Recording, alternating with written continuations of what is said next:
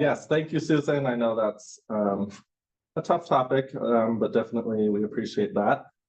So tonight I have the privilege of introducing our speaker here. I'm sure many of us in the room know Bob Rosenfield, but for those of you who don't know, Bob is a now professor emeritus from the UW Stevens-Point campus. He worked in the Department of Biology and was the ornithology professor and ecology professor, among other courses on campus. Bob got his start doing raptor research up in Hawk Ridge in Duluth, Minnesota back in 1973. That sparked his interest in pursuing a degree from the University of Wisconsin, Stevens-Point. He earned his master's at UWSP doing broad-wing hawk surveys or research. And over the years, Bob has done a lot of work and research on the Cooper's hawk, which he has now published over 70 papers and 1 book on the species, and now is considered the world expert on the species.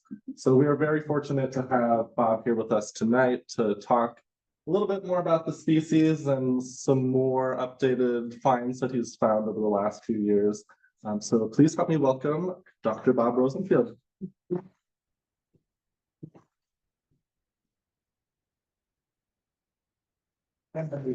Some of that was right. That's right.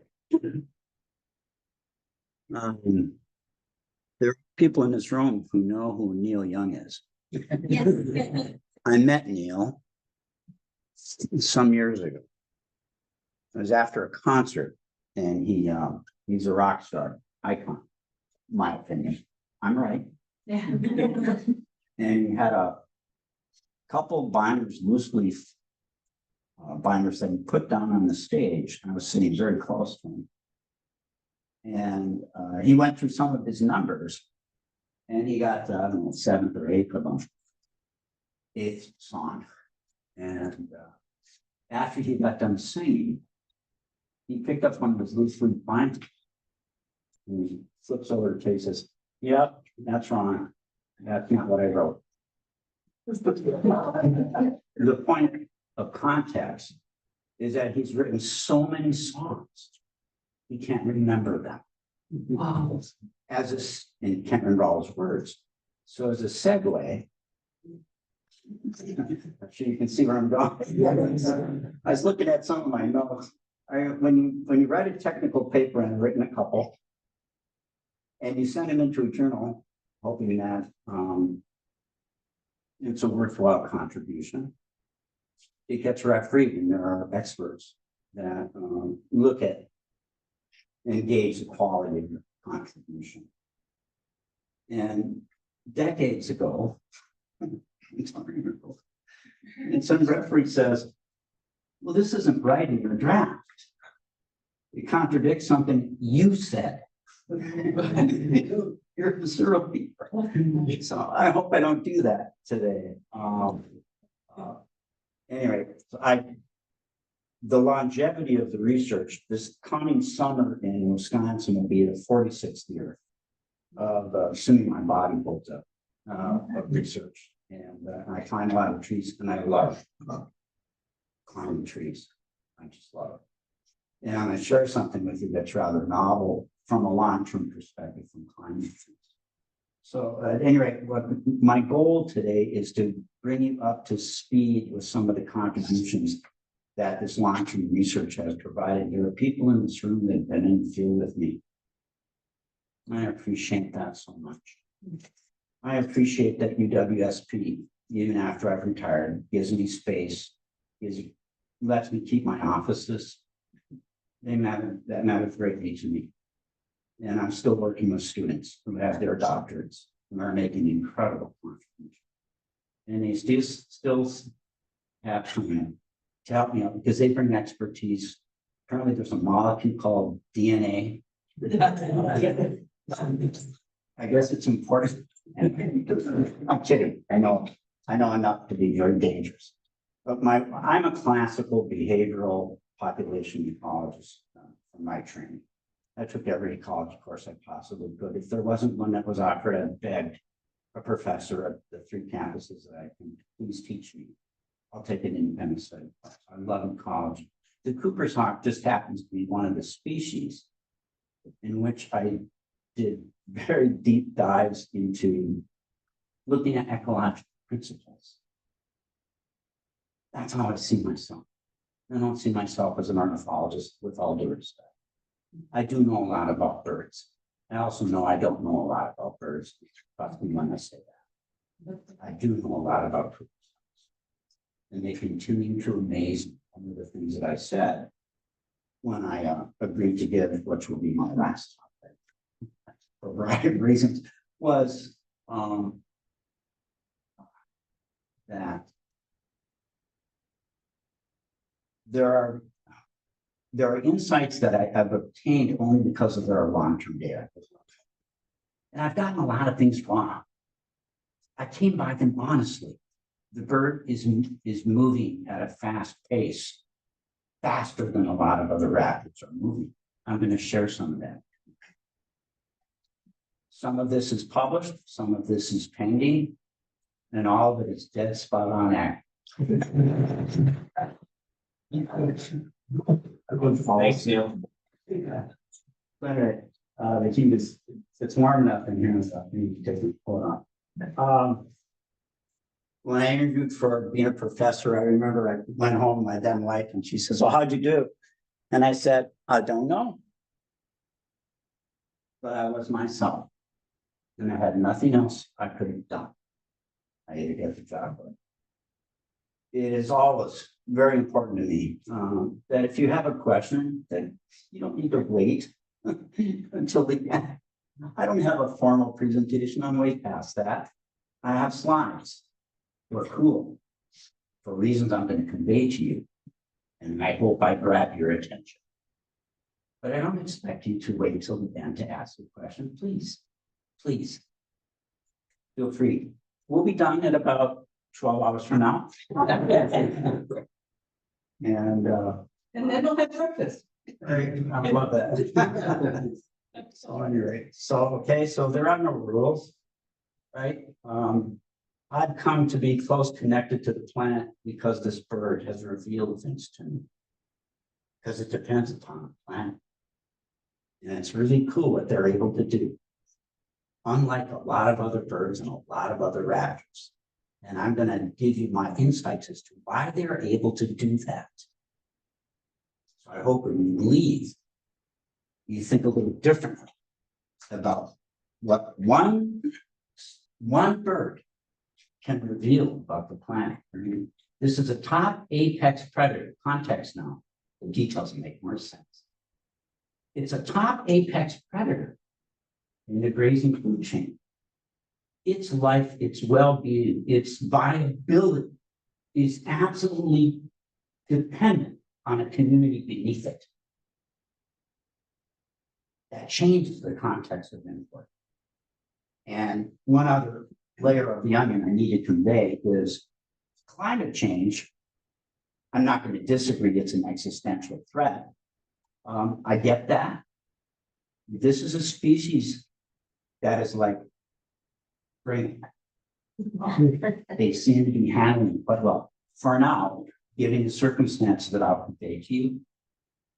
And with that, let's see where we go. So I published this book back in 2018. The reason I wrote a book, I like writing technical papers. And that may sound odd. I do love writing. You know what I'm talking about. So, Bob, you know, I love doing that. But I talked to, when the Cooper's hawk decided to move into the cities, and so did I, because I needed to find out what's that all about. Because this is a bird that was supposed to be on its way to, going extinct. National Geographic in 74 raised questions. You read this article, it looks bleak. I'm not disagreeing it wasn't. But they were wrong. This bird's thriving. But this species is able to survive for a variety of very interesting things about its that things that transcend the species, that are just generalizations about ecological principles. And I hope I do that. So what I'm going to do is, these are messages to me to stop and give you a couple of things here. So, by the way, the answer is that immediate future, survive, thrive, set the standard for how to deal with things. And when they moved into cities, I need to close with this. The reason I forget my verbing, the reason I wrote the book is because I ran into so many people that gave me permission to go into their land and climb their trees. I needed to give them something back that wasn't technical. So I put a lot of pictures in there. And, you know, I think I got all the species right, you know, but it was a challenge to write that, which I'm glad I did that. And it's a nice interact. I'm not selling books. I'm way beyond stuff like that. I wanted to be able to provide the general public with things they could relate to. Right? That's the only reason I did that. So the answer to this is, in the immediate future, yeah, they're kicking major butt. I want you to start stockpiling some things I'm going to say, and I'll test you later. I wrote a monograph along with some incredible esteemed ecologists that covers, it's in the Birds of the World. It's out of Cornell on the Cooper Sock. And I think my first draft was in not 1893, 1990. And this was one of the range maps. This is wrong. From the standpoint of, see the orange, it says non-breeding, it's not breeding there. That's wrong. They breed down here. And they breed up here. They're expanding the range. In fact, I'll speculate. When I say I'm speculating, it means I'm right.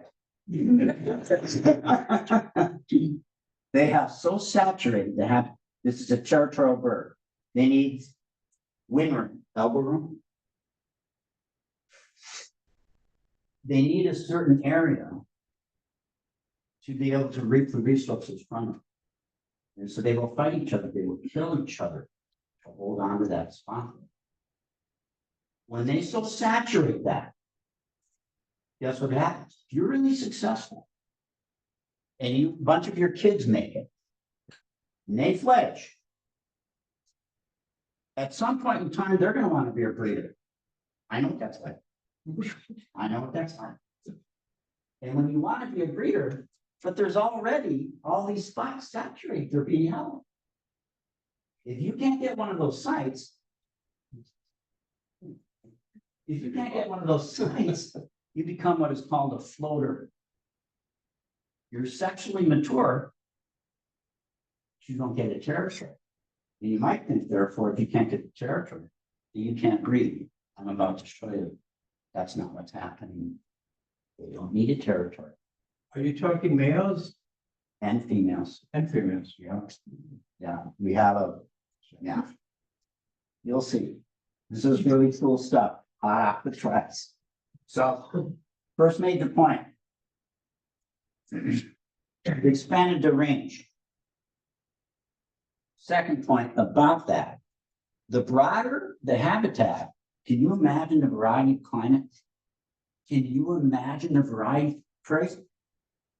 Bill Clark wrote the Peterson Field Guide on Raptors. He calls me up and he says, "Hey, I saw one of your papers and you got cougar sons breeding in the prairies of North Dakota. You sure you know how to identify them?" Yeah. And the cougar socks are tough. That was expensive. I like Bill. Not as much now. And I said, please, this is important. It is one thing to expand your range. It's another thing with what you do inside that range. They are saturating everything they can. Cities, suburbs, right? Prairies, forests, pine plantations, things no one would have ever thought. So it isn't just that they've so saturated it. They're trying to find other places. In many respects, not all, that's good for them. It's good for them. For their viability. Stevens Point. We put Stevens Point on a map several times actually, but just FYI. It's one thing again to inhabit the range. It's another thing to cut yourself and become concentrated. These are locations of breeder birds. So this is Stevens Point. And what you're looking at is 1993 data of where breeding pairs are. Jiminy crickets. Look at this. Quarter mile apart almost in 93. An idiot geek like me that studies them for decades. 24 years later, most ecological field studies are 4 years in length or shorter. For context. Am I patting myself on the back? Yes. But it gives me the insights. 24 years later in 2017, look where these squares are. Saturated. There's a pair every square mile. And they're there in a site where, if you read that National Geographic article, says, they can't handle people. They're wary. They can't handle cities. Oh yeah. Now, one of the reasons they can't is because people don't shoot them. They still shoot them. Not so much. Why is that? Well, I'll give you one point. Our education system. Our laws. You shouldn't be shooting them. And so they don't. Keep this in mind now. They're saturating the habitat. They need, if you're going to be a territorial breeder, you need to move somewhere else. Everything's occupied. I'll move north. I have one other thing to tell you, but not quite yet. Not quite yet. I have so many things I could spend 3 hours on this one slide. I'll try to reduce it to one. I'm kidding. You can do this. That dashed line up on the top is a hypothesis of the known distribution. So I'm gonna leave it at that. They do breed up that far north. One of the neat things about our study is actually one of the neat things about my life is I have some really good friends. And I was able to talk them into helping me out. Such that I didn't just study them in Wisconsin. I statewide study, but I concentrated with Dr. Bill Stutt with Milwaukee, Dr. Tim Driscoll in the border between Minnesota and North Dakota, Western North Dakota, Dr. Bob Murphy, alum of Stevens Point.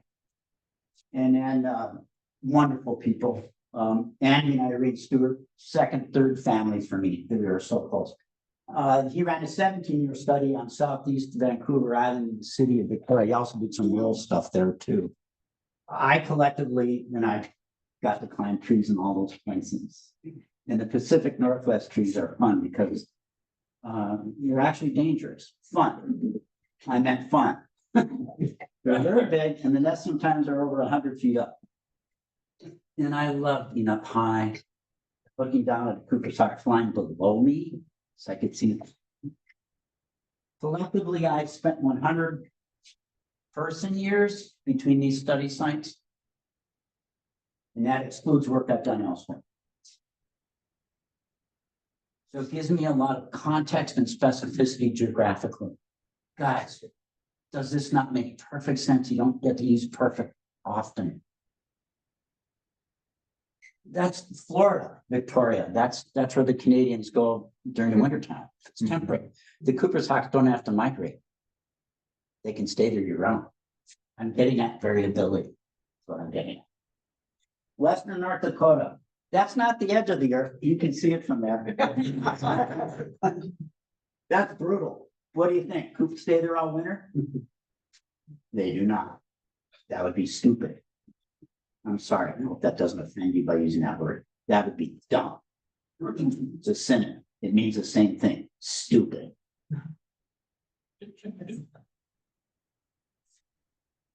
Partially migratory. Some birds stay year round, some don't.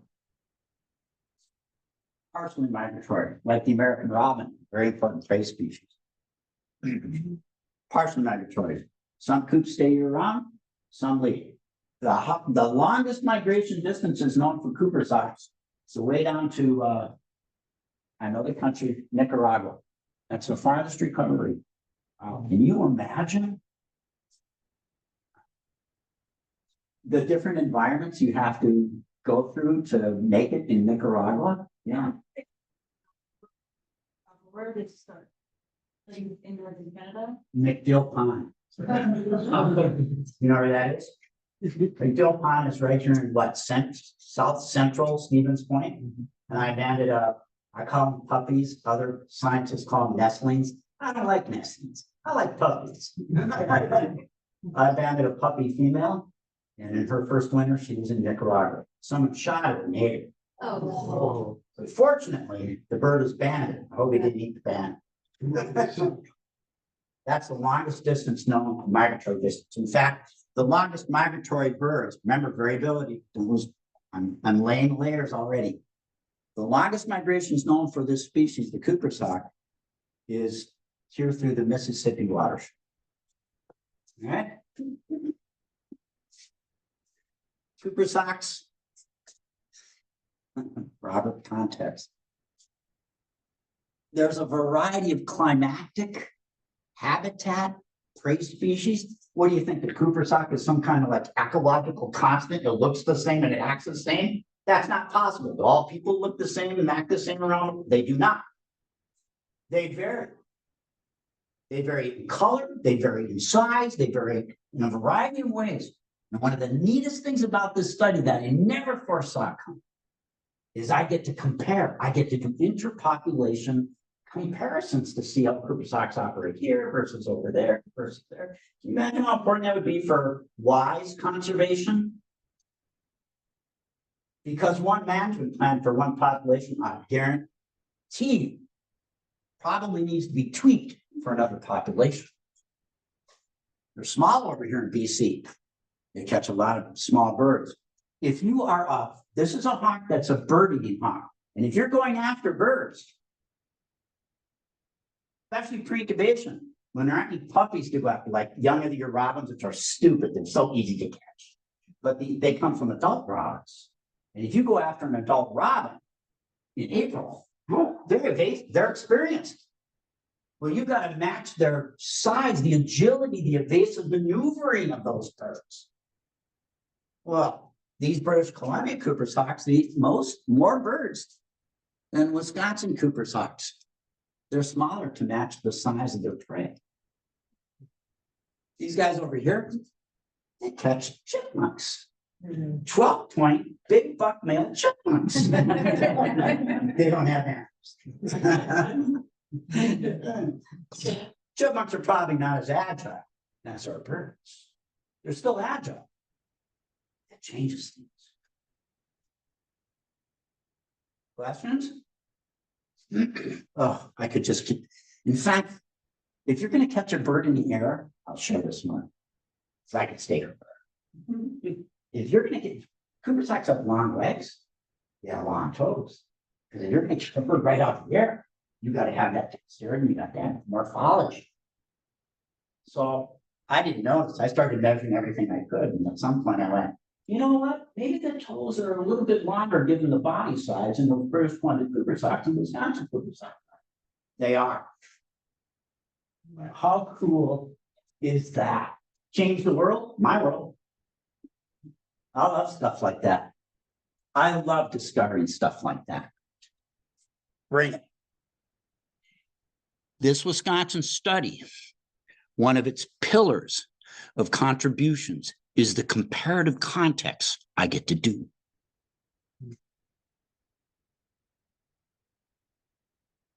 Next 5 hours will be spent here.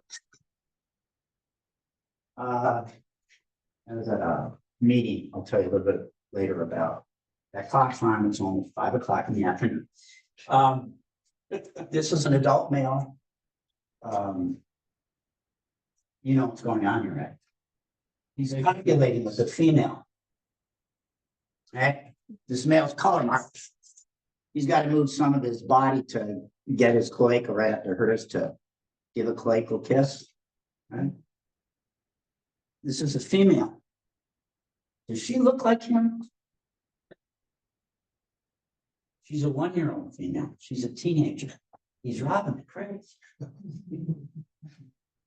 In fact, 1-year-old females are pretty common breeders throughout the continent. And I've written several papers. I had one in press about what's that all about, but whatever. Natural history. This species has one of the highest copulatory frequencies of all birds. There are about 11,000 species of birds. There are some species of birds that copulate but once. And the male half of all the spermatozoid he's going to do, smokes a cigarette, and he's done. And then there are some species that have like 20 copulations. Cooper's hawks don't do that. My estimate, this was part of my PhD dissertation. My estimate, they copulate 372 times per clutch. That's way more sperm than is necessary to fertilize egg. Exclude fun. What the heck is that all about? Because that female sits at the nest site and she gets fat and he brings her food, courtship feeding. Her job is to make eggs. They're actually his eggs, but he doesn't have the plumbing. She does. Look at the food item. When he brings food in, she eats that. She stays near the nest that's being built by him, defense of the territory, by him, getting all the food, by him. This may be a way for him to get a copulation. I'll give you food. Unlike almost all of the raptors studied in this aspect of the biology, copulations are strongly associated with prey deliveries. I just published a paper. There's a brand new parasite known to science. Came out of Ecology Evolution like a month ago. First page, first journals I sent it to, they rejected it outright. Now they do too. But I just showed you, I used that molecule. What was it? DNA. I said, yeah, they do these things. And like the editors and the referees just could not accept it. Finally, I found a journal that could believe the probabilities of us being lying on the identity of the individual. By the way, just for the record, there's a 1 in 77 million time probability that we have that individual wrong. There's only 1 million Cooper's hawks in North America. There aren't 77 million flying to refute our findings. Some things are hard to take. Okay, so before I leave this, I'm layering an onion. So, high copulatory frequency is linked to the fact that he has to leave her to go get food. And while he's gone, what if somebody comes by, another male with a 14-point chipmunk? Tell you what, I'll try to I'll let you have some if you give me the chipmunk. So this horse, he's at risk at all the time that this is the actual male for this territory. So what does he do when he comes back? He doesn't ask her if she was faithful, just assume she wasn't. Try to displace all the sperm from the interloper. So copulate like crazy to ensure that his DNA makes it. But is he also going to other nests as well and dropping off 12-point chipmunks and like copulating and then going like, I mean, Rarely. so he has his territory, Rare. he defends his territory, he's Yeah. got one mate. Yeah, poor guy. He's like, just trust, what a poor idiot. But anyway, yeah, his job, those are going to be his eggs. They're not hers. That's the way I look at it. They're his eggs.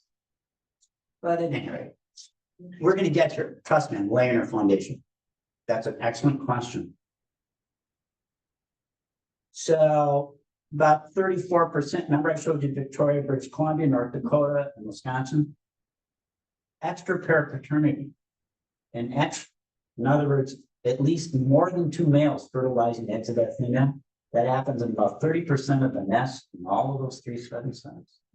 Wow. I had trouble getting that paper accepted. And then it got worse. I thought, well, when we first discovered it was in the city of Milwaukee, Sin City. No surprise. And I thought, is it happening in other cities? You know, where they're a little bit more moral. They are. They're all immoral. But one of my ex-students, Dr. Sarah Sonstein, she knows all about it. And I said, let's sample these other populations of the time. Let's see if this extra pair of paternity is happening elsewhere. And she calls me up and she says, it is. The 30% advertising. Are you sitting down? And I hope this is good news. She said, I'm finding a lot of, the technical speak is conspecific brood parasitism. I'm finding eggs from different females in that nest than the territory female. Okay, Sarah, I'm sitting down now. I'm gonna order a drink. Have it Ubered over to me.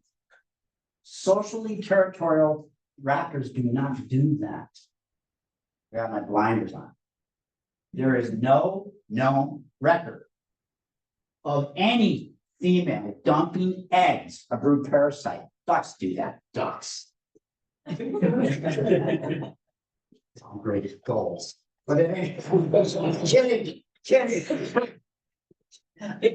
Honestly, I'm kidding. I like ducks, some of them. And I says, is it happening in other populations? Says it's happening in all populations. Well, how much? Not much, right? Oh, it's like 27% in this. No, no, they don't do. There are 2 colonial nesting falcons in Eurasia that do that. Eurasian kestrel and red-footed falcon. Colonial nesters, right? So their nests are pretty close together, so there's a chance for female. This is not, I just told you they kill each other. I just published a paper, high combined rates of alternative breeding strategies unexpectedly found among populations all in different years of those populations have egg dumping by females. They're parasitizing each other. Let me take you back to something I promised contextually I would do. They not only have saturated the habitat, they're changing socially what they're doing. I don't have a territory. And someone asked about, well, is it a different male, a floating male that's fertilizing these females? It's the territory males. They're having hanky-panky with several females dumping eggs. That's parasitism. And they're fledgling. To what extent? I don't know. But they are fledgling. Hold that thought. By the way, that's cool. You may not like it. Too bad. That's what they're doing. So is it increasing as like the saturation rate is increasing? I mean, would it be cool to look at like, well, what was it like 50 years ago when you were starting this study? In the Milwaukee population where we discovered extracarp paternity, we found no instance of egg dumping. But Milwaukee was a growing population. There were so choice for females to find. Victoria, Stevens Point, Eastern North Dakota were stable populations. They had used up all the campsites. So those females had to find another way. There's a movie where somebody says nature finds a way. Boy, if ever this was appropriate. There is not another raptor known on planet Earth that does that. Hold that thought. I love stuff like this. You can choose not to believe it.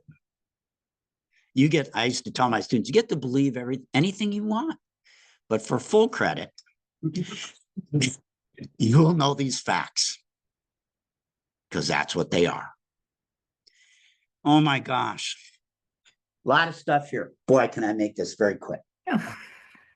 So I'm one of the owls. Paluca, there's a husband-wife team, they're Polish. Dr. Lucyna Paluca. I published a fair amount in FNO where sometimes people ask to collaborate because I want to data set. So Lucyna and her husband Conrad contacted me and says, it looks like you got some pretty long-term data, and I published a paper on climate change with Cooper stocks and blah, blah, blah. And they said, we're doing a first ever global analysis of the possible effects, strike possible, the effects of climate change, recent climate change on avian production. We're going to cover all continents and all species of birds for which there's long-term data sets. The average the median length of studies, there were 201 studies. This is something, 201 studies of 106 different species: penguins, storks, kittiwakes, procella seabirds like albatrosses, Reed warbler, small bird. That's a yearling female Cooper's hawk. And we're gonna do a meta, I'm gonna throw all these penguins and penguins. Puffins, cool. And we're gonna put all this data together and they do a statistical analysis which shows in general what's happening with all of these birds across the planet. It was published in the Proceedings of National Academy of Sciences. It just came out. That's correct, 2023. So if you go up this, you're doing well, you're not doing well. You're producing more young with climate change. We analyzed all kinds of things, precipitation, temperature, etc. You're not doing well. 57% of all the populations, production went down. The rest of those, production went up. Where do you think the Cooper's hawk is? He is in the pink. Of course they are. What explains that? That's a little bit more complicated. But I can do this. Blue is not doing so well. Red, you're doing better. Right? Or that orange color. So I've done so much research. I published so many papers on it. One of the biggest predictors of vertebrate ecology and what they do in their lives is their body mass for all kinds of reasons. How big are they? If you're really big, like an elephant, I know it's not a bird and they can't fly. But if you're really big, there are certain things that are just default. They're axiomatic. You don't have as many kids. You live a long time. You have a long generation turnover time. Those are things that are an impediment to dealing with changes because it takes you a long time to change. But if you're little, like this warbler, we can turn our generation over in a couple of years. We can mix it up. Okay, huge. See what a shocker. Body size over here. An index, a very good index in birds is body mass. It's an index to size. It's not exactly size, but it's a very good predictor. And I published several papers on this with Cooper's hawks. So if you're above a certain mass and you're a migratory rat target of all kinds of different species, but if you're big, it takes you forever to change over your genes. It takes you forever to produce. You don't have many young. You don't do as well when things are changing fast in the pace of climate change. Geez, here's a fact. Here's the fact. It took, estimate, 250,000 years to make 1 billion people on the planet Earth. It took 200 years to increase that by 7 billion. People are changing this planet. Crazy. If you are above a certain mass, it's just harder for you for your generation turnover time. Cooper's hawks are like in the sweet spot. They're not too big, they're not too little. They have an advantage there. Their size is an important facet. There's many other things here. We don't need them. I've made the point you need. I assure you. Body mass, size is an important predictor of your ability to deal with change. Oh, could I have been more wrong? Okay, that's aggressive. I was wrong. Honestly, I used my data. So I was reading a bunch of climate change papers. And this is a time series analysis, so years of data. I published a paper in 2016. And I remember reading a bunch of papers like, oh yeah, these many birds are one of the biggest changes of birds is they're moving in places they formerly weren't because it's warming up and there's lots of food there, insects, etc. And the other thing is that they've advanced their breeding phenomena. They breed earlier. And I went, oh, my coops are not mine. Yeah, mine. The Cooper's hawks aren't doing that. I would know that. Wrong. So these are, just so you know here, 30 May, earlier than 9 June, right? So I analyzed my data and I went, oh, they are breeding earlier. And one of the premier species, when they lay eggs, is the American robin, the most abundant species of bird in North America. I'm not gonna say that again. That should just numb you. And guess who eats them? And my data suggests they're tracking the phenology rodents. They moved up about a week over that same time period. And guess who moved up a week? Is that not cool? That's cool. That's neat. And I was wrong. They are moving up. I would never. Oh, well, it's happening slowly. It's 0.13 days per year. So it takes 10 years to move up a day, right? 10 times 0.13 gives you 1.13. Wrong, Bob. Good thing you have long-term data because you can see this gradual change. Point, gradual. Gradual. Hold that point. And I thought, well, are they laying more eggs or are they laying more young? Do they have more puppies? Uniquely reserved. Puppies about 17 days. They fledge males a little bit earlier because males are much smaller and so their metabolic activity is such that they grow faster.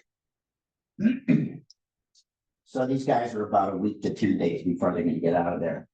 And I also, unlike most, there is no other study in North America of Cooper's hawks that has an idiot that climbs all these trees and counts the eggs and then sees what happens to the eggs.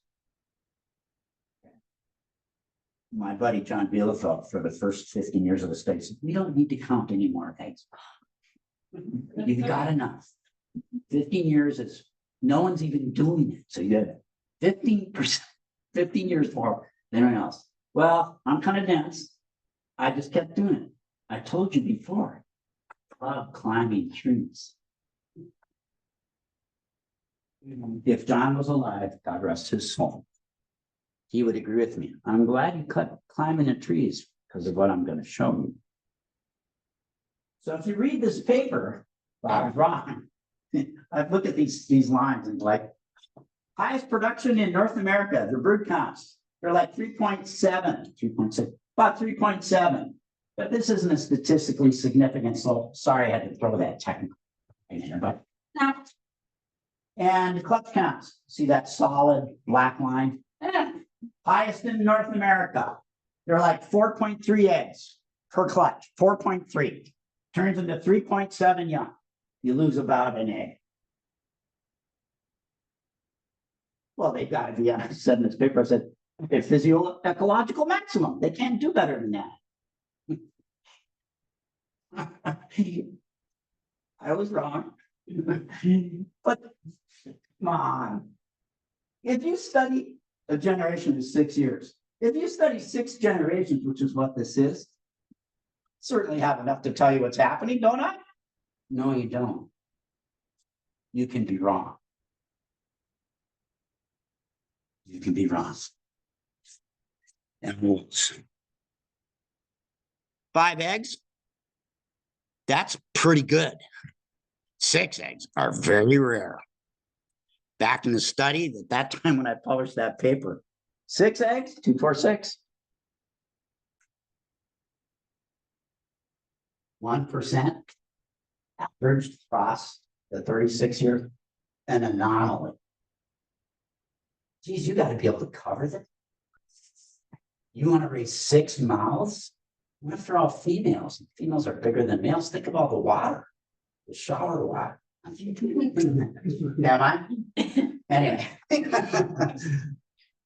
Huh? I put, they're at the physiological maximum. In 2016, I said that. I was wrong. They can do better. All right, I'll give you a minute to get this. You are one of the first few groups to ever see this. This brand new. Paul Frater, Dr. Paul Frater is a PhD in statistics out of Iceland. And he's one of my ex-students. He went to Greenland with me. I spent quite a bit of time studying peregrines. And Paul is one of my ex-students. So thankfully, he knows certain programs create all kinds of really cool pictures and stuff like that. So I can deal with concepts. So Paul produced this. This is cool. This is so cool.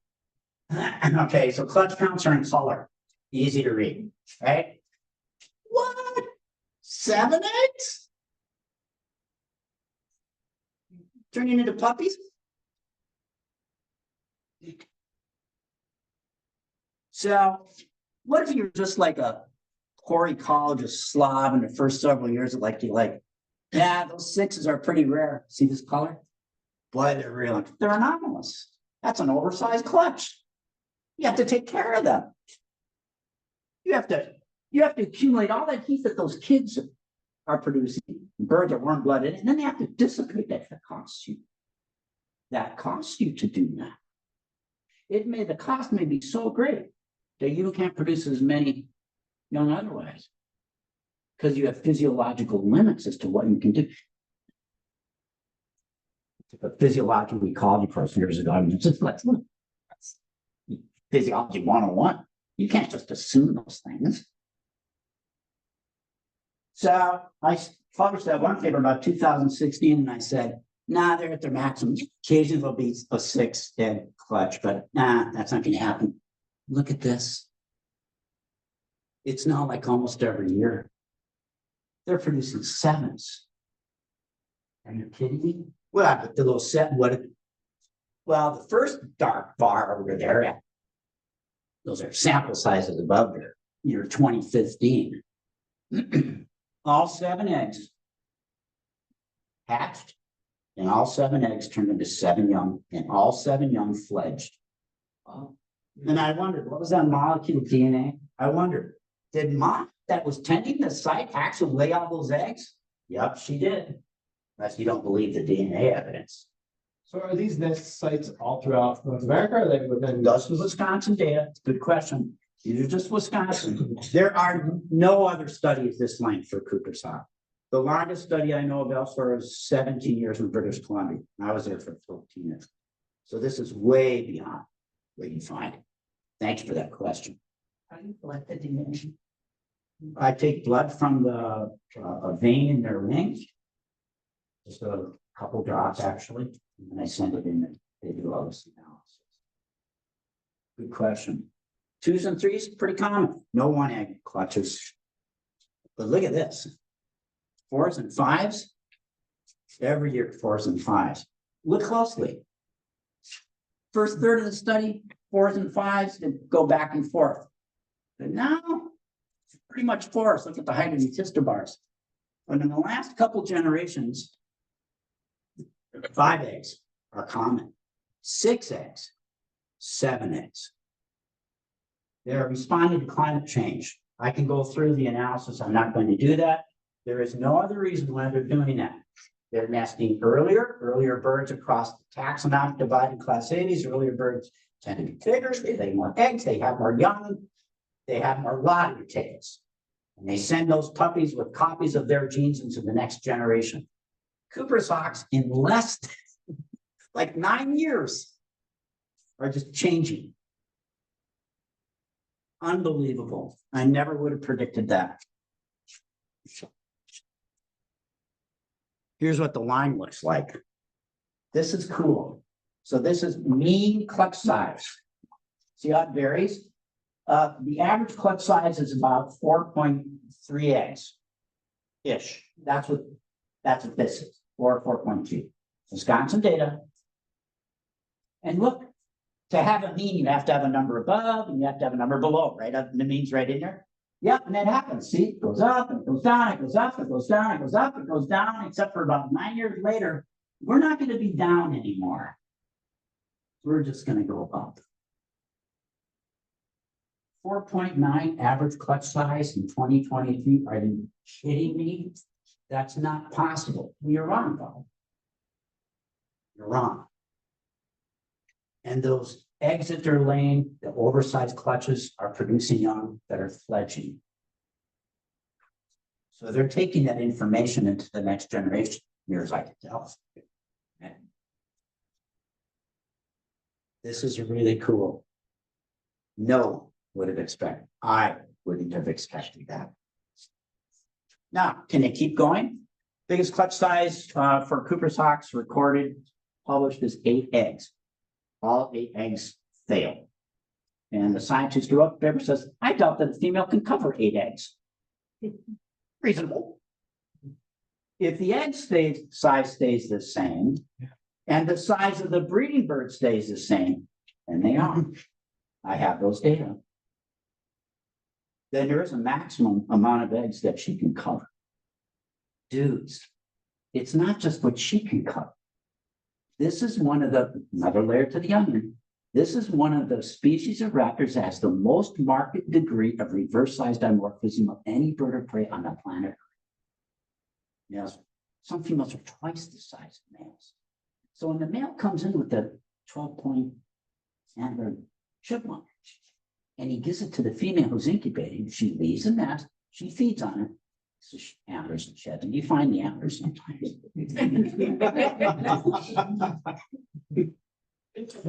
Don't like this. Hard to see.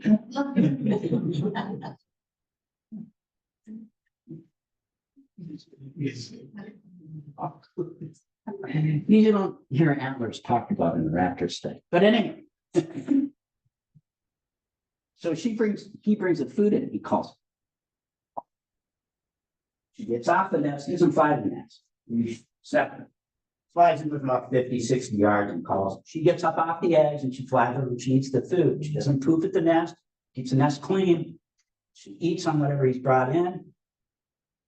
And while he's off the eggs, sometimes it's cold in late March, or April, early May.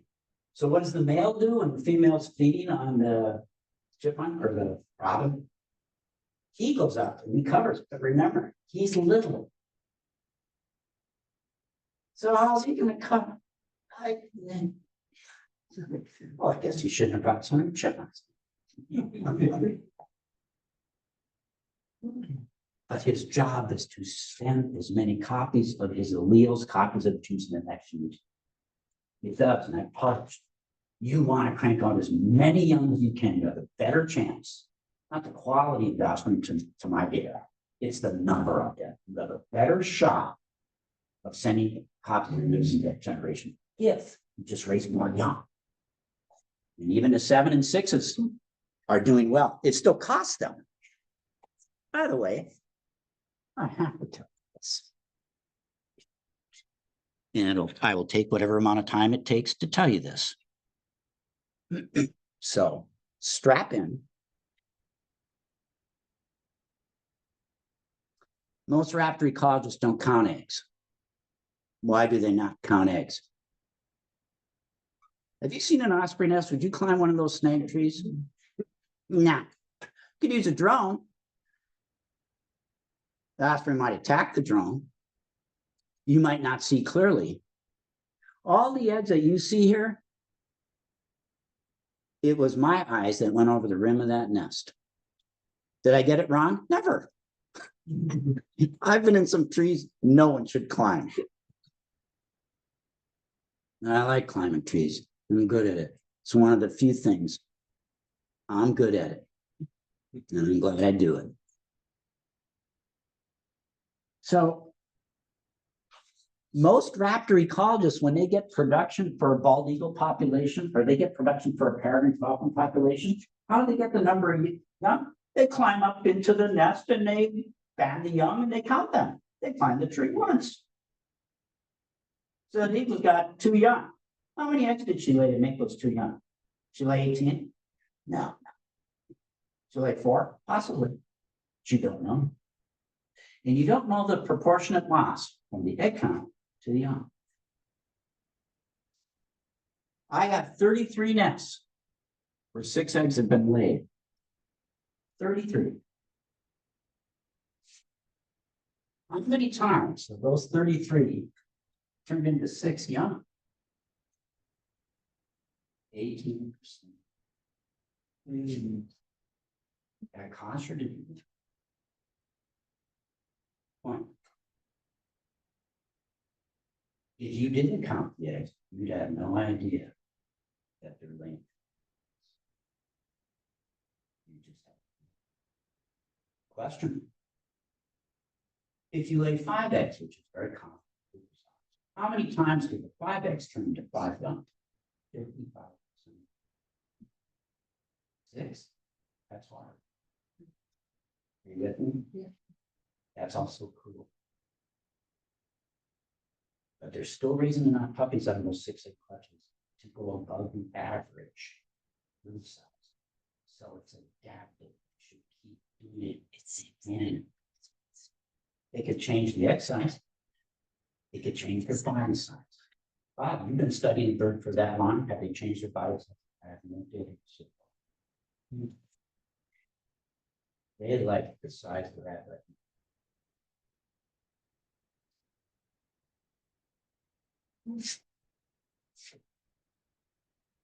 You would have told me in 1981, I started the study, that I would be discovering these kinds of things. I would have said, no, I won't. I know. Maybe I didn't follow it close enough, but what's the advantage to them laying those larger numbers when they're not successfully hatching? Because enough of them are hatching where they're still doing well enough. It's a trade-off. Yep. Now, what about 7 or 8? I don't 8. Remember I said the 8 was deserted? And by the way, one of the nests was 7 eggs. I hope this makes sense. It's a very good question. Why do it? Because the benefits have to outweigh the cost, or don't do it. But they're not there. They could change the egg size. We can lay 12 because now they're like this. Normally they're about like this, right? But they haven't changed their egg size. So it's still 6 is working for them. 8's not gonna, no, it's not gonna happen. Could they physiologically lay the eggs? Sure, but it's not gonna work. You're not gonna produce young that are gonna carry your genes to foster that kind of behavior in the future. So I hope I'm answering your question. That's a trade-off. 6's are working. In the 7's, and by the way, this is an axiom of bird ecology, reproductive ecology. The bigger birds start earlier in the year. True, in Wisconsin. They tend to lay more eggs.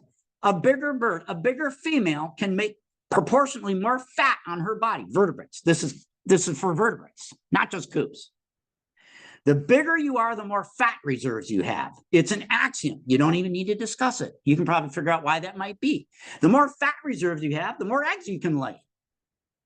So that's what happens with birds and animals and crocodile. That's what happens.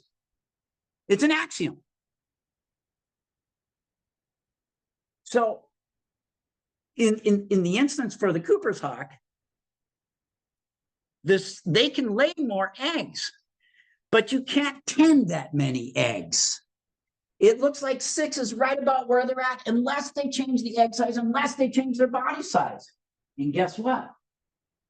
They do change their body sizes. The Cooper's hawks in Wisconsin, they're the biggest. In eastern North Dakota, they're a little bit smaller, but in western North Dakota, they're even smaller than. They can change their body size. Why do they change? Because of the prey they're going after. I told you before, they're tracking the size of their prey. Well, is that genetics that made that? Western North Dakota, eastern North Dakota? No. They're genetically identical. You wouldn't be able to separate them. They can phenotypically, they can change it. That they can do fast. You don't have to wait for the genes to turn over. That's huge.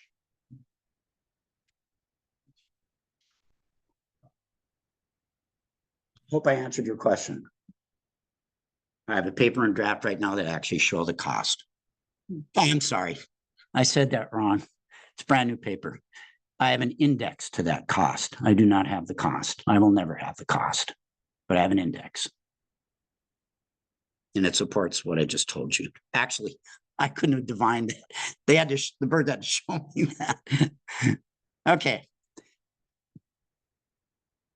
So I got a phone call last, whatever, in the last 2024. Dr. Chris Venom. I think it's Venom.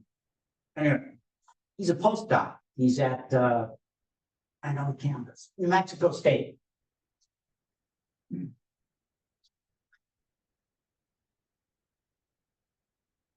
And he got a big grant. And the grant is to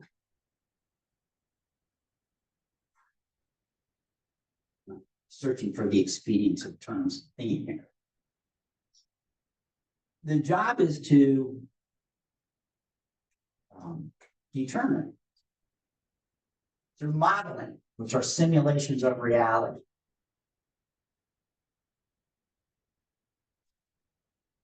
Simulate what climate change models might be for certain birds of prey at the top of the food chain. I told you something before, and I want to remind you. If you, I'll do it a little differently. If I'm in Wisconsin, and I wanted to monitor an ecosystem vis-a-vis a species, would I pick a slug? If they leave a slime trail, I'm kidding. Well, they do, but I wouldn't pick that. Would I pick Castor canadensis? Who's that? Beaver. No, don't use it. Cool, they make watersheds. They're really neat. I pick a raptor. Well, I pick a raptor because it's something I told you earlier. Because that one species can bioaccumulate all kinds of perturbations, pestiferous introductions into the ecosystem. If they're doing well, then the food chain alone must be doing well. It's not always true, but it's mostly true. It's mostly true. So if you have a limited budget, who doesn't?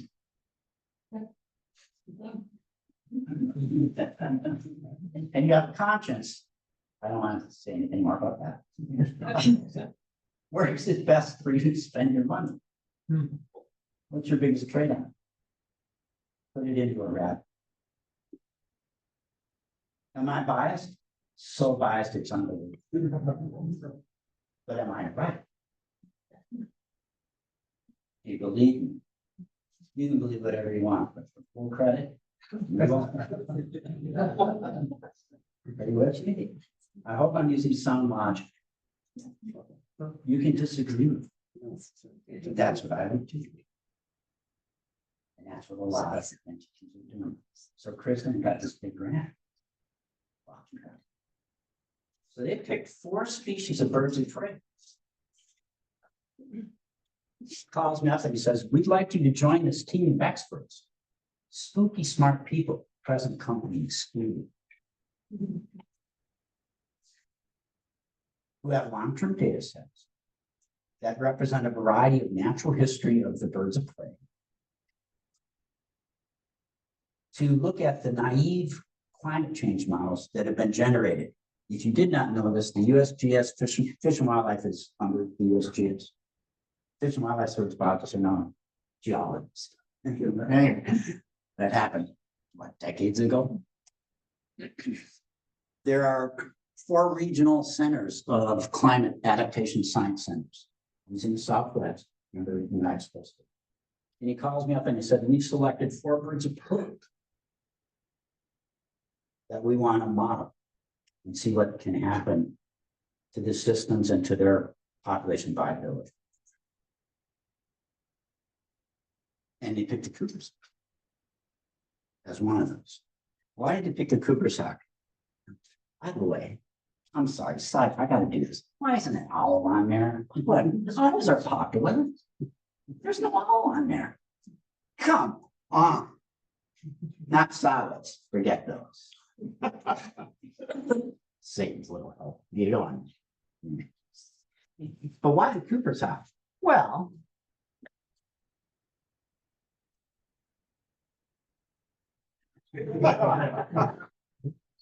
is that not a cool song? I didn't think of it. Actually, I think I did. I couldn't draw it because they're super. They're the quintessential adapter to climate change. We'll get back to that. I just had to share that with you. But first of all, the reason you pick them is because they're the handsomest raptor. He laughs, but you believe him. I'm kidding. Am I? The handsome bird of prey. Swainson's hawk. Did you know that's what that is? Prairie nesting raptor in North America. Endemic to North, found here as a breeding bird. Overwinters in Argentina, one of the longest distance migrating species. They picked the Swainson because it's different than the Cooper's hawk. It's not as handsome. Bigger.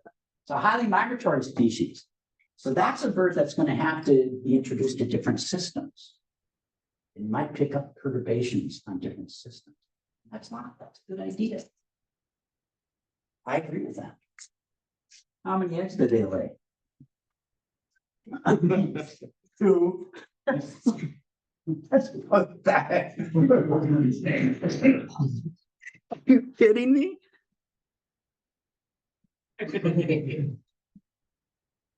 You get my point. I'm gonna be making it a lot. All right?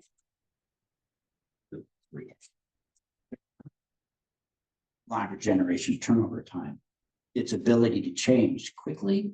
And if you did not know this, recent climate change is happening faster and it's happening faster in the Northern Hemisphere. Twice the global average is occurring in the Northern. Who's this? You guys know. I'd pick the parrot. That's a sexy bird. Yeah, it is. How many eggs did they lay?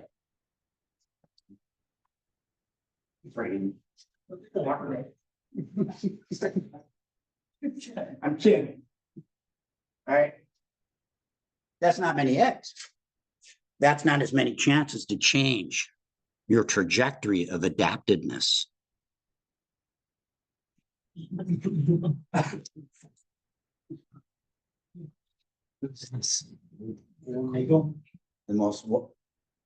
The most widely distributed bird of prey on the planet Earth, natural wild vertebrate.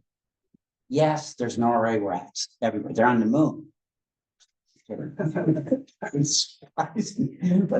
I'm a box elder. So yeah, peregrine means wanderer. Highly migratory, like the swings and sock, dependent upon certain conditions for migration. They traverse long distances. They can pick up chemicals and all kinds of stuff to the ecosystem. I like that. Plus, for this species and this species, there are long-term data sets, right? You're not going to be able to tease things apart unless you have long-term data sets. No 4-year studies are going to give you anything worthwhile. You won't get a signal. You have to have earlier baseline information. This is the most widely distributed wild vertebrate on the planet. I said wide. This is a whole Arctic species. It's distributed all the way across Eurasia, North America. Which of these species breeds in cities? You bet.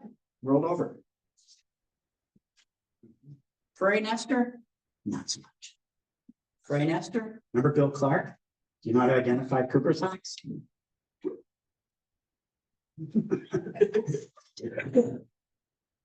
They're in all kinds of habitats. Which of these 4 species, and by the way, just to be clear, golden eagles, how many eggs do they lay? 2. Big. Partially migratory. Which of these species exhibits parasitism, extraparapaternity, and polygyny, which I didn't even tell you about, where you can have one male having 2 females in 2 different territories and make a disproportionate contribution to the number of young in the next generation. They did that. We documented and published that in Fargo, North Dakota, near the edge of the earth.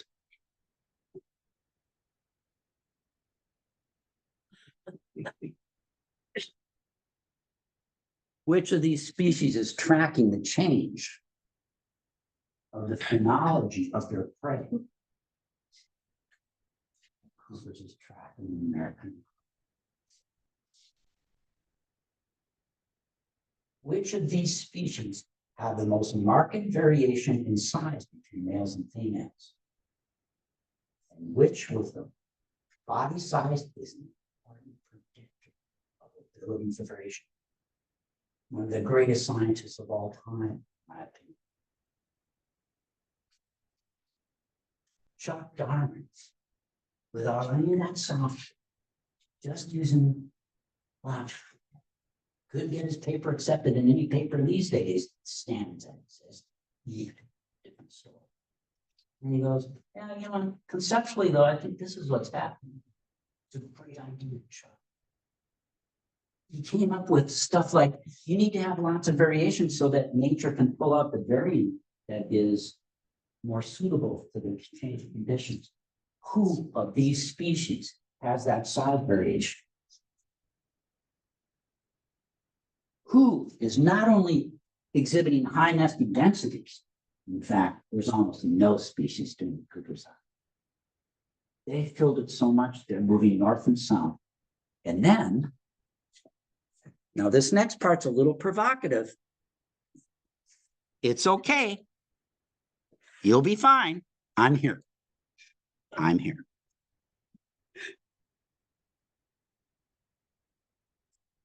You notice anything? What do you think this is? The raptor. It's caught in the western mountains, Rocky Mountains. Sure looks like a goss, doesn't it? Half of it is. I don't know much. What's the other species? Nope. Okay, now you're hurting me. You just hurt me. What's the other? This is a hybrid. Cooper's Hawk. I already told you I'm gonna be provocative. So you should be able to, if you don't like it, you can leave. But I think you're gonna want to do this.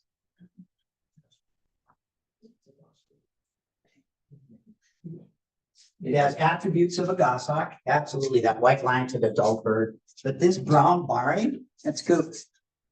We published a paper, a hawk was caught at Cape May, New Jersey in the, I forget the year. The paper was published in, I can do this.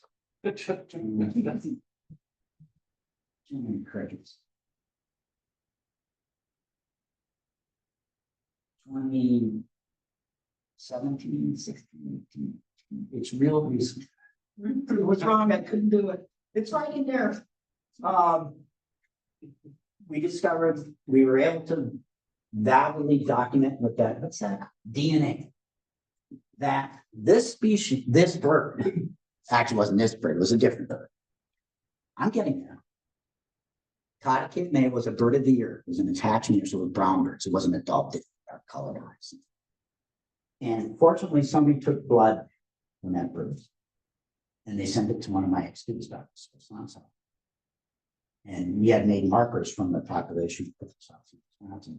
We were able to determine that the hybrid was the consequence of a male Cooper's Hawk and female goshawk. First documentation genetically verified wild hybrid. If you did not know the next fact, then let me be the first to tell you this. And it has to be a rank minimum number. What is the number of hybrids discovered in class 8s? Oh, it's about 30%.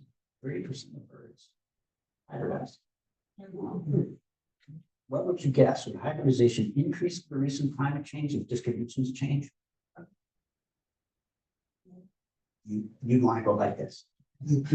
Because you're introducing birds into places where they formerly haven't been. And it's not a shock that the hybridization that happens, between a blue and more than a golden floor, they're closely related. He's not going to breed with that slug I just told you about. Not going to work. But the more closely related, closer the behavior, closer the genetic match, the greater the likelihood. What did I say about Cooper's Hawks? What are they doing? They're expanding their range.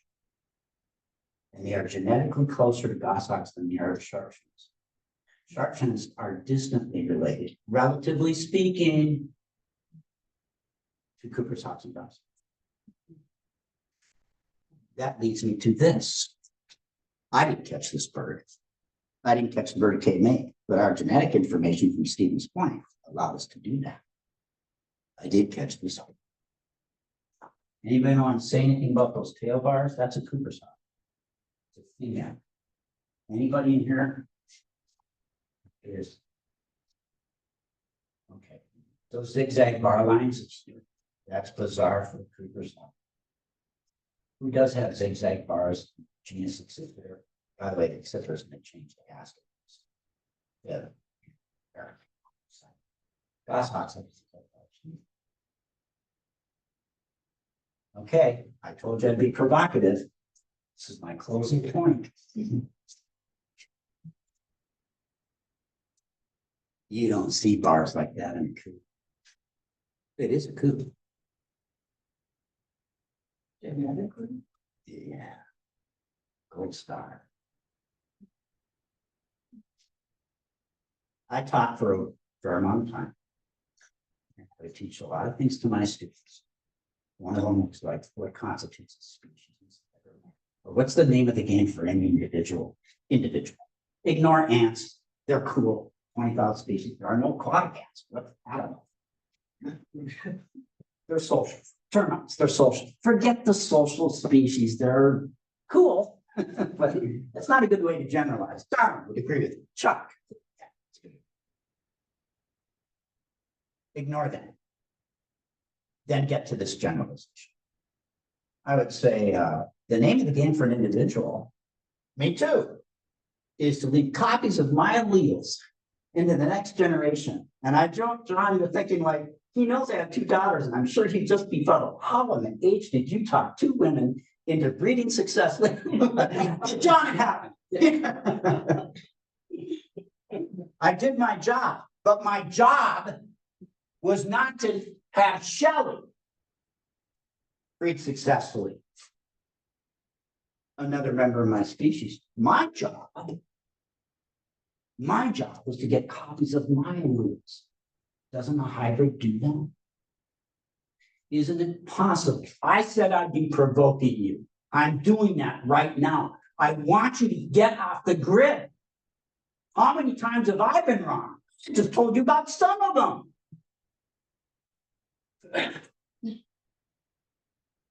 She produced young across 3 different years. I know. Because we banded her. We got a color. I know who it is. Whose genes is she carrying? Dude, I hope you're not missing this point. This is a really cool point.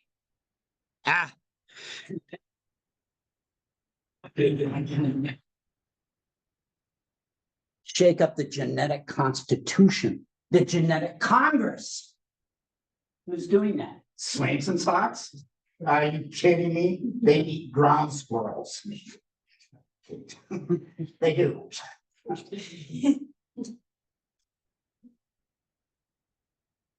Which one of these 4 species that he picked, the climate adaptation theory, is the reference, is like the gold star? Because of one thing that Hulufka said in that paper from Proceedings of National Academy of Sciences. We need life history information to understand the ability to change. Lucky us, the Cooper cell. If you have any questions, I'm happy to answer.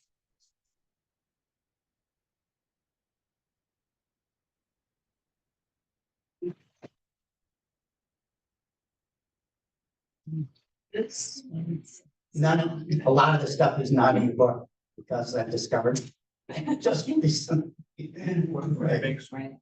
I'm curious, when you have the hybrids, it sounds like you can tell which one was the male, so No, you can't, without genetic analysis, you can't tell which is the male or female. with the genetic, you Yes, can't. So when you, I don't know how many hybrids you've done the genetic study. 2? There's only one documented technical paper that published that. I should have taken blood out that zigzag.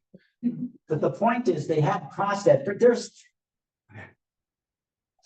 that's a very good question. I just wonder if it's usually the males. No one knows that. Oops, where am I going? Oh, there are several birds caught now across North America that have attributes of goshawks and Cooper's hawks. They cross that. Those are the ones we're detecting. What do you think? There's more of them? Dude, if you didn't know this, then I'll also be the first in kindness. Genghis Khan. Anybody have any idea how many kids he sighted? It's like 1 million. Right? In birds. There is a disproportionate contribution by certain individuals they completely overrun the rest of the plebeians out there. It's my Cooper's. Oh my, if I was to show you, it's cool. How certain individuals are just like, I caught a grandpa this where he's like 12 years old and Jesus, I mean, he should have been on average. A breeder's gonna, to get to be a breeder, Cooper sock, I can do this. To get to be a breeder, on average, takes about 2 to 3 years to mature. And then how long do you get to breed? On average, 2 to 3 years. Go the conservative, 3 + 3 is 6. And I've got grandpas out there. And they're not shooting blanks. That guy is just cranking them out. He makes a disproportionate, his game is calm. So you only need 1 or 2. So like you think, well, we're diluting some of these individuals. Do not do that. Chuck knew that. Darwin knew that. He didn't need any statistical software stuff from mouse. He used reason. Yeah, by the way, I know I saw some other hands up. I have a question. And I'm gonna answer it, kind of. This is a bird in Madison. Oh. This will be my last talk. I'm done. This is, I'm working on another, I have usually several papers, and this is a point I want to make, and I hope it gets, it's going to irritate people. Well, it's alcohol and coffee. Come on.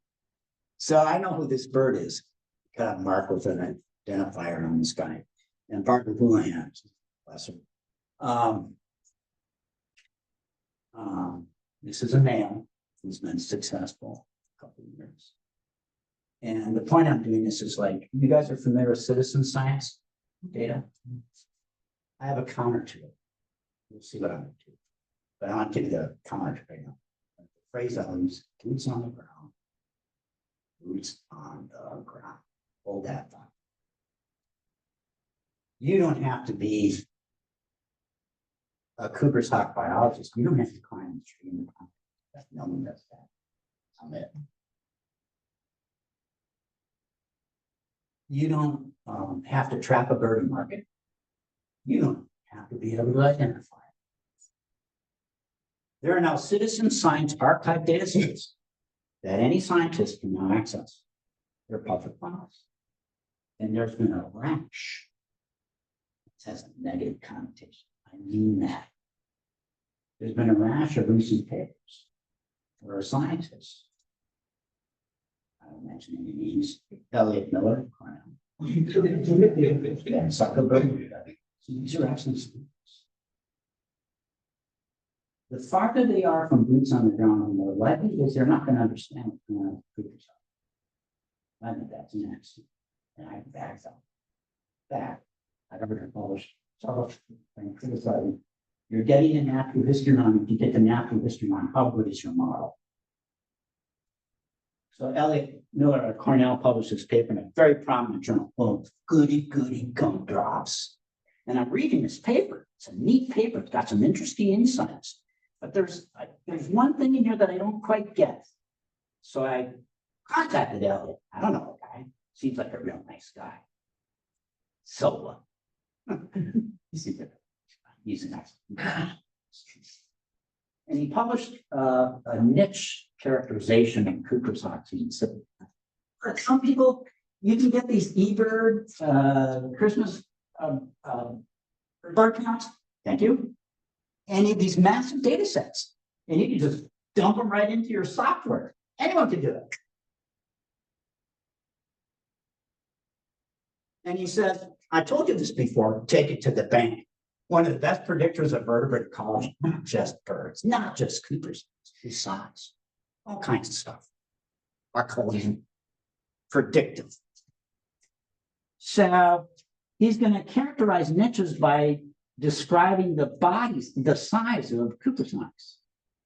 And so what he does is he goes to the literature. I love this part. He goes to literature and pulls out all these averages, and he takes an average of an average. Just told you this is one of the most dimorphic birds of prey on the planet. Some females are twice the size of their male. And by the way, all those masses aren't taken at the same time. Do those birds change their masses? When do I take mass? Standardized, certain time of the year. Always the same. At least I control that variable, right? That should bathe you. Yeah, that's good. It is good, trust me. I published several papers on this. So I asked, I said, so I can't, it's not in your paper. You got a graph here and you're showing the mass that's average, but you don't really tell me what the mass is that you derive for the Cooper's hawk. I would like to know that. It's a paper in press is about to come up. And it will be criticized. It's not an ad hominem it's not right. I have to write papers like I just told you I've been wrong. I'm fixing it. He says 429.67 grams. That's the average. I said, Elliot, with all due respect, I published 3 or 4 papers on body mass and Cooper's hawk. And I said, did you see those papers? I'm just curious because it wasn't cited. I don't need to be cited, but I just, and it's no. He says, I didn't know about that. I should have looked at that. Maybe. I said, just so you know, though, that 429.67 grams, there might be like 10 females, maybe in Albuquerque, New Mexico, that actually weigh that at some time of the year. That mass does not represent that species. So how good is that model? And that the model itself, precision algorithms, like, if you get a prep, well, if they use that equation, it must be right. No, it's not. It's not. Not because I say so, just because it's not. It's default, not right.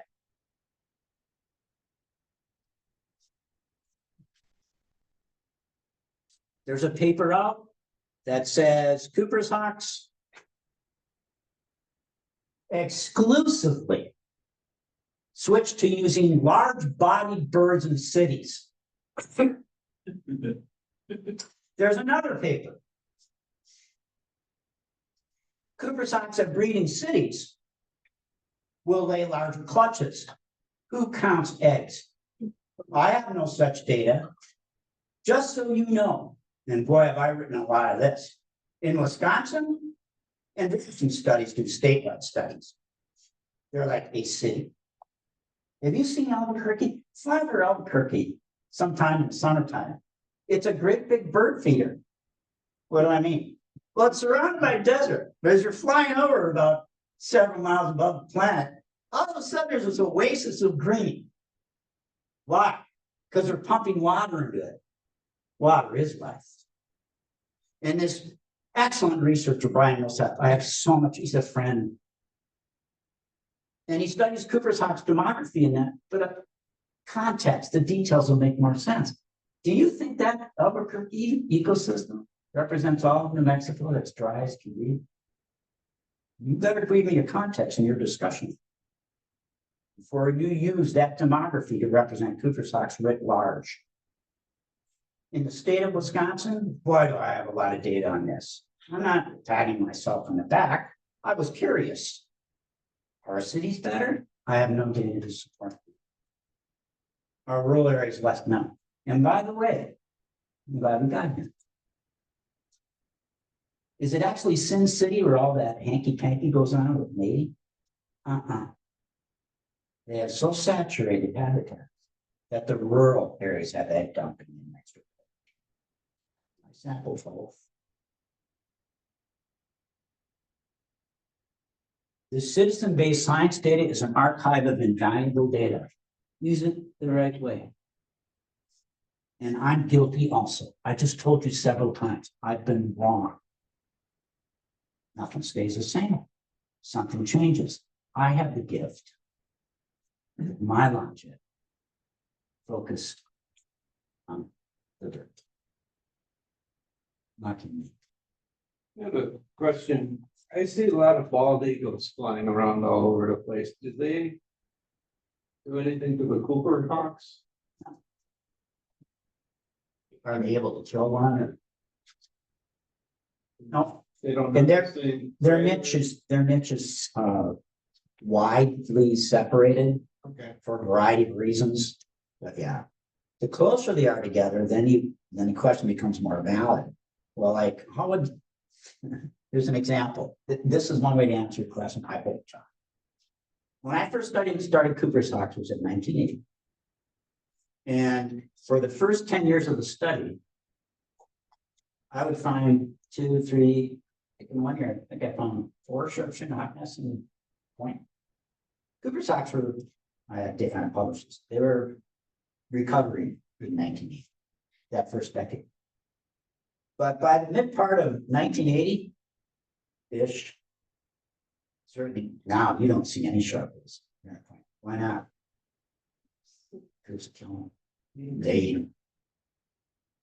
Merlins have colonized, but they're not closely related to the coops. Will a coop kill a Merlin? Sure, you can catch him. Have you seen a Merlin farm? My falcons are just, they're moving. Coops are sprinters. Boy, are they fast. Over a short distance. Dang, that kind of that line, those wings, the way they are short round, you've seen a rough grouse flying, how fast they can put distance. That's a Cooper's hawk. Can't keep it up very long. Rough grouses. Merlins, are you kidding me? They'll fly 2 miles out of the way just to bomb a raven if they don't like. Speculate. Not about the distance. I've seen it. So I hope that helps. At what point was that interbreeding between the Cooper and the Goshawk? At what point does it move from being a variant into a new? The definition of a species, the most classical definition, there's several, but the classical one is that individuals that can breed successfully with another member of that population. Right? But I just told you earlier that 30% of all turtles hybrid. That's a minimum. How many actually do that? I don't know. Who's taking blood on all those birds? And by the way, if you see a bird like that that has attributes of the different species, I would say at least take a feather. Blood's fast. It's got a lot more. Birds have nucleated red blood cells, so they're rich with getting that DNA stuff out of there. I know birds. Feathers can be used, but you got to have more feather tissue to get it to deal with it. It's hard. But once you get the feather, it's starting to have DNA forever. Take it. Blood's low. I'm saying Nests year after year. it's a toxin. The answer is yes and no, but it's mostly no. Males. I did my dissertation on sexual.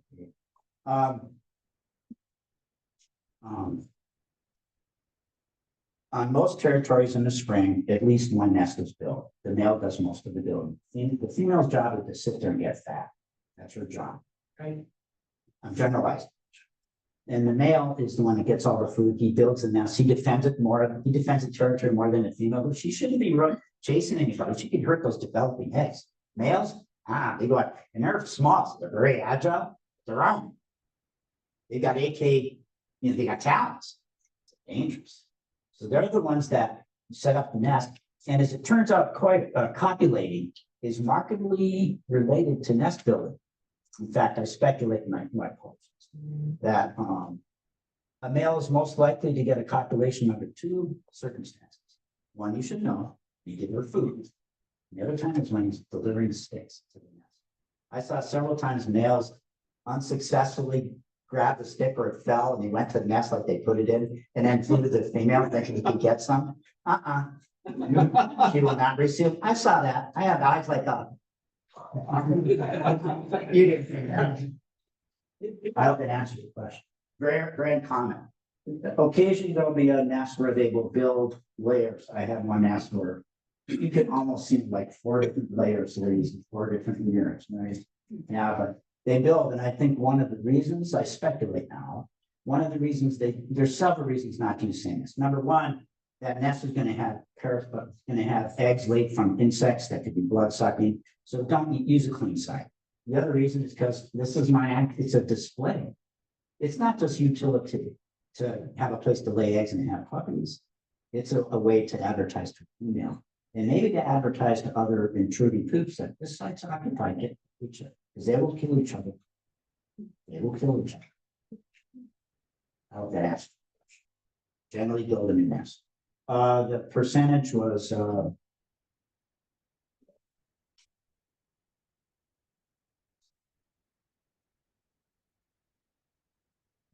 less than 10%, the same as. Makes my job. I will start with the last using nest when I search in the next year. Hoping maybe they'll keep the odds for, then I can get to another site, but no. And the territory size is like, I showed you, it's like in good habitat, it's about a pair per square mile. It's about a nest every half a mile, which is really high density, right? And that seems to be true for most sites. Even in the prairies, the densities in North Dakota are just as high in the cities. It's just, they are so adaptable and flexible. Do you remember that snowstorm? I had a picture. What was it, 2000? It was April. And we had 3 days where we got like snow higher than me. 2018. That's it. And I wondered what was going to happen with coops that year. Because April 18th. Okay, early nesting coops. It's about 3 weeks between the earliest eggs laid and the last eggs laid. And by the way, Cooper's hawks, they moved up about a week over the last several decades. They didn't extend the time that they laid. They just moved the 3-week window up, which is really cool. Yeah, they didn't have to do, they did. So around that time is when the biggest birds, the earliest nesters would lay their eggs. And I went, and I was tracking these birds because I go to the sites and watch them incubate. Pretty soon I'm like, oh, eggs, all that stuff. No female had laid eggs on 15 territories in Stevens Point. Not a one. And I thought, yeah, but they like chipmunks. Unless you can see the antlers sticking above the snow, you don't know what a chipmunk. So they're, and that's an important line of robins. And these are ground dwelling hawks in terms of the food. They go after chipmunks. Robins are ground dwellers. So are mourning doves. They like mourning doves too. So they go to the ground. Well, that ground's all covered with snow. That's going to be a problem for them. It was the first year ever where, like at the plucking post where the male prepared prey to give to the female, I found scads at several different territories of pine system feathers. That's a canopy species. Superman. I can catch that little fellow that's up high. That's cool. So they're very flexible in this respect. That was really neat. There was a study in Florida by Dr. Millsap, the guy that's doing the other study. And he had telemetry birds, and he was there's very few ground dwelling mammals. I think it's because the snakes quadruple in populations over the year, and they just kill everything, like a meter and a half down below. All kinds of snakes. And he said he had a heavy reliance of his telemetry of male Cooper's hawks hunting songbird nests up in tree canopies. Cooper's hawks generally don't do that. That flexibility is a very positive thing for them. That's cool. Yeah, pine ciskets, which will come down to feeders, which might be a little higher on top of the ground. That's a canopy species. There's little fellas. Who's can take them? House sparrows. So 10 years ago in your backyard, we caught 2 tufted. And we put it next To what? tufted titmouse. We did.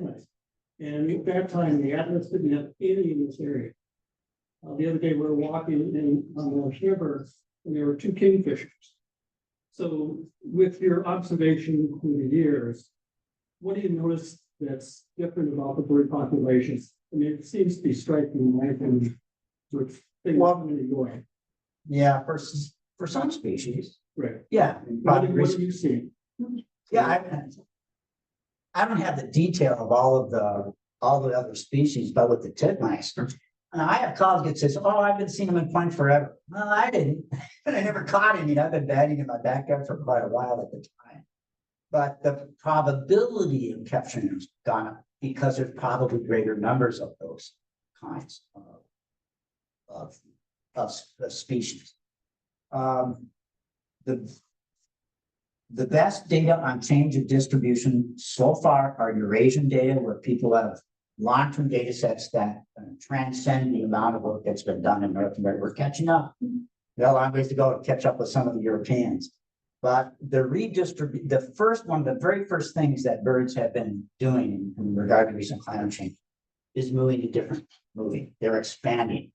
The problem with that, just so you know, is that you may see them. It's another thing that I was able to show you that they're doing well. You may see them, but does that mean they're doing well? I also showed you a graph, 57% in that global study had declining populations. Right? They're changing and people are seeing them in places that they weren't previously, but they're not doing as well. And one of the big reasons that is oft pitched, and we made that pitch in our paper, is there's a mismatch of timing.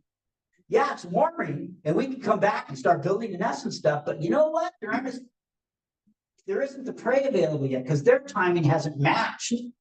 That's one of the superpowers of the coop. They're tracking them around. At least that's what it looks like they're doing. So you're getting this massive shift. Parasite, all kinds of stuff is shifting. Plant phenology, all kinds of stuff is going on. But that doesn't necessarily mean, in our evidence in that Proceedings of National Academy of Science paper, we make the point that much of our data probably is relating to a mismatch of the timing of the food that they need to have at that time when they're making eggs. That's an exceedingly important aspect of natural history and diet of the paper going on right now. Make that point very clear about Cooper socks and what they're able to do because of the idiosyncrasies of the kinds of food they get and when they are able to get it, they're changing. Those are areas why I believe this strongly. And a lot of modeling, because you know it's so easy for a computer. You have AI coming up. Dude, boots on the ground. I hope when you leave here, one of the things you get, boots on the ground. No one would know that they're changing the number of eggs they can lay. I can tell you why they're doing that. They're taking robins and they're moving up earlier. The more distant, read the method section, some of these papers. Where'd you get these data? Where'd you get those metrics? Yeah, I'm not anti-modeling, I do it, but I try to have fundamental natural history facts. You can build that tower, but if you don't have the base set, it just falls right on its butt. You know, Dr. Miller out of Cornell said, when I told him about the mass and what it means, he says, well, I'd like to think that there was more good from my paper than bad. Yeah, well, that's not in your paper. You didn't say that. It just gets cited, and then someone else cites it, and someone else cites it. And before you know it, it's just accepted. God, I hope it doesn't become paradigms. Those are hard to deal with. And people don't like being criticized. It's a human condition. They just don't like it. They don't like being told that's wrong. That's tough for science. And it needs to be done. The reason you publish is so that even myself can look at that and Bob, that's not right. You were wrong. And you will not have published papers like that. I was wrong for a variety of reasons. I make that clear. You don't publish and then accept it. You publish it and then people get the news about it. They get to challenge it. Okay, That was a long-winded way to answer. we need to wrap it up. I'm Cooper Socks for this meeting. Thank you, Bob. You're welcome.